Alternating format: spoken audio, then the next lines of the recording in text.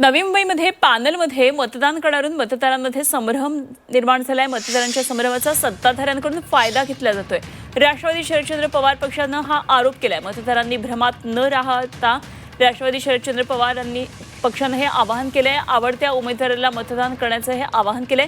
नवी मुंबईमध्ये पॅनलमध्ये मतदान करणारून मतदारांमध्ये एक प्रकारे संभ्रमाचं वातावरण आहे आणि याचा फायदा काही सत्ताधारी पक्ष घेत असल्याचा आरोप शरद पवारांच्या राष्ट्रवादीकडून करण्यात आलाय। पॅनलमध्ये मतदान करताना एकाच पक्षाच्या पॅनलला मतदान केल्यावर तुमचं मत ग्राह्य धरलं जाईल असं सांगून मतदारांमध्ये संभ्रम निर्माण केला जातोय आणि मतदारांनी या भ्रमामध्ये न राहता चारही प्रभागातील आपल्या आवडत्या उमेदवाराला मतदान करण्याचं आवाहन शरद पवारांच्या राष्ट्रवादीकडून करण्यात आलंय। तर काहीतरी चुकीचा या मतदार राजांना चुकीचा संदेश पोहोचवला जातो काही सत्ताधारी पक्षामधून। पण ते सत्ताधारी पक्ष कोणी असू द्या, मतदार राजाला मी एवढंच बोलेन की या संभ्रमात पडू नका।